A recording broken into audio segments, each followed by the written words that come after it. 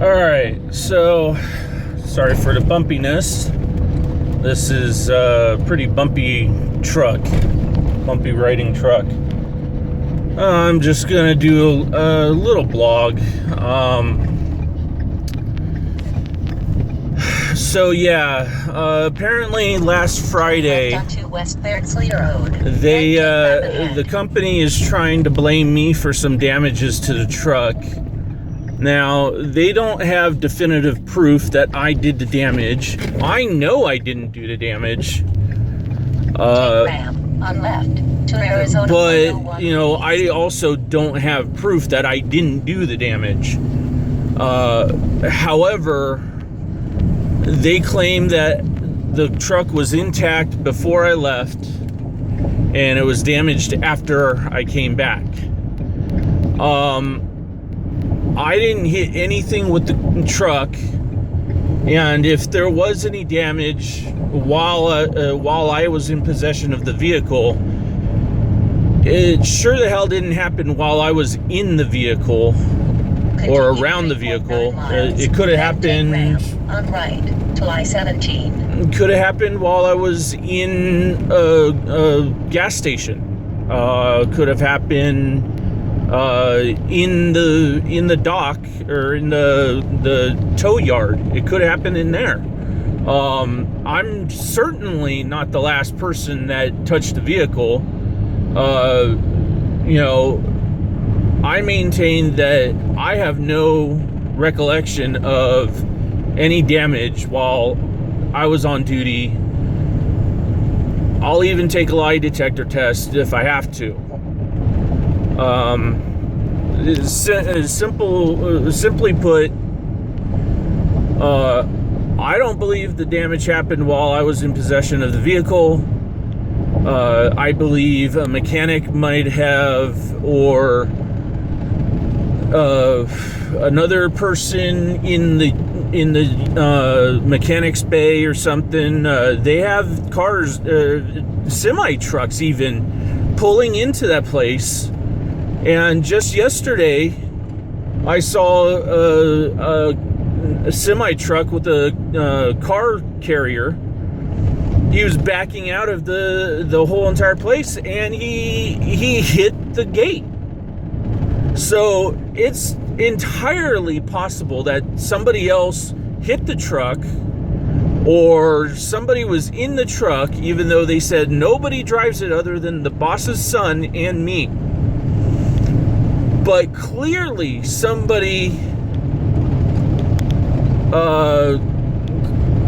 was in the vehicle, simply because nobody, if the boss's son told me not to touch the max AC button,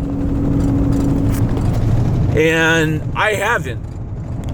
But this afternoon when I started work, this afternoon when I started work, the max AC button was on.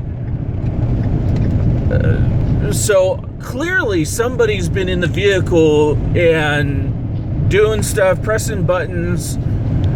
Clearly somebody else has been screwing with the truck, and they're now blaming me because I'm the newest person there, and they're the owners of the company, and they get to blame whoever they want. It's like that with any company out there.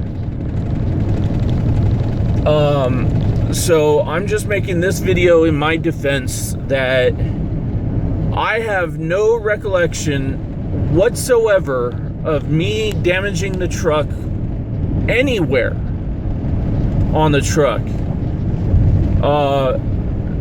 Take ramp on right. So, you know, it's that simple. I'm gonna start doing a walk around, videotaping the walk around, before and after my shift. It's as simple as that. Now, yesterday I didn't have a chance to do a walk around because the boss's son literally pushed me out the door, almost literally pushed me out the door to get to a call. Keep right on to I-17 South. Now, I was going to do the truck inspection and everything before my shift, but no, they wanted me to get to the call as soon as possible, so I had no chance to do an inspection. My shift is supposed to be 6 p.m. to 6 a.m. I get here 5-10 minutes before the shift begins, or even an hour before my shift begins, and they start sending me jobs. It's like, you're not paying me overtime. I guess technically they are, but $600 a week. $600 a week at 60 hours, even at $8 on I-17 South. $8 an hour, which I believe minimum wage right now is $9. But let's say $8 an hour at 60 hours is with including overtime is $540, I believe, or $560. It's either $540 or $560. So I guess technically they are paying me the overtime hours that I'm supposed to be getting.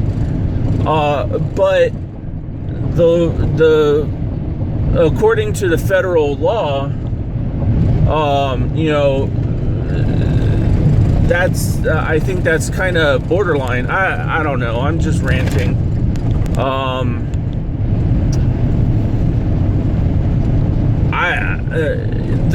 The day that I did the ride along with the boss's son, the boss's son even said that I drive and I do everything too carefully, and because of that I'm a little slow.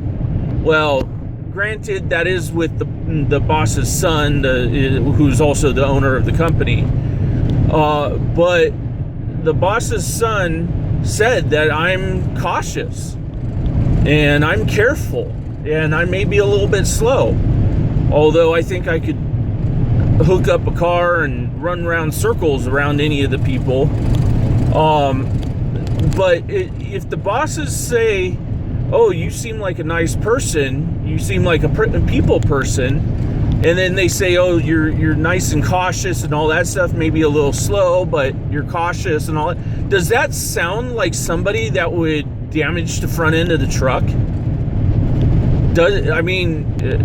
Accidents do happen and all that stuff. And ever since I've moved out to Arizona, I haven't had one ticket. I haven't had one a little bit of damage or anything that was caused by me. I have a neighbor that's been denting my passenger side door on my Mustang, but other than that, I myself haven't done anything. I've been impeccable with my driving record since I moved out here, even before I moved out here. But does that really sound like somebody that would damage the vehicle? If I'm that careful and that slow, really? I'm the only one there that's AAA certified and trained and certified. Now, they say that doesn't mean squat, but in AAA's eyes, it does mean a ton. Especially with other companies. I'm currently looking for another company. There's another company that's actually willing to try me out, and it's 40 hours a week. I'll be making less because it sounds like it's only hourly, but that's still better than the BS from this company. And let this be a lesson. There are companies out there that try to stick you with commission only jobs. Not only do the individual states usually have rules about that, but the federal law prohibits any company from paying out straight commission. If your commission is less than minimum wage, you get the minimum wage. Now, there's companies that, like the people that go door knocking, I used to work for Kirby, selling Kirby vacuums. I worked literally 16, 17, 18-hour days walking, canvassing, and all that stuff.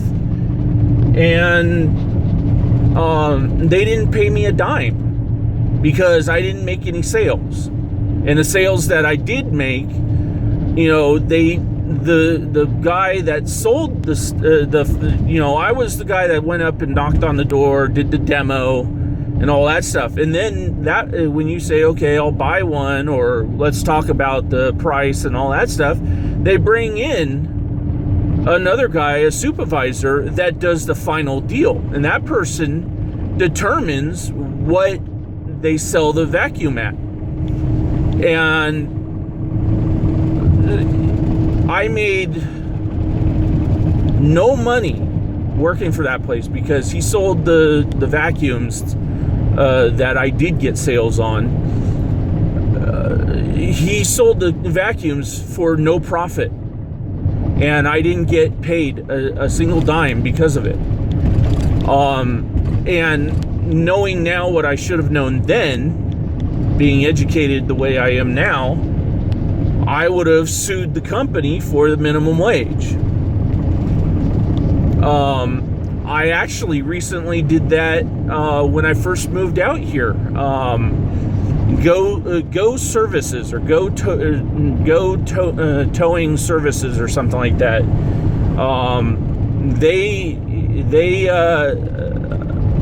I believe actually I made a video of that too. I'm not sure. I can't remember if it's still up on YouTube or not, but I know I took pictures of it. The labor board forced the company to pay me lost wages for the hours that I worked. On right to Glendale Avenue. So yeah. So I have proof of that. And also, the federal law also says that if you willfully or gross negligently or lied about any damage to company property, then they are able to make you pay by withholding money from your paycheck. Well, like I said before, I have no recollection of me damaging the vehicle, yet they're blaming me. Now, one of the owners said that he's going to let me slide on this. So they're not going to, apparently they're not going to charge me. But, it's a slippery slope. Keep right on North Black Canyon Highway. Clearly I wasn't negligent. So that strikes that out. And miles. Turn right on West Ocadero like I said, hook me up to a lie detector, and you'll see that I'm not lying about the damage, not knowing about the damage. So they can't get me for lying. So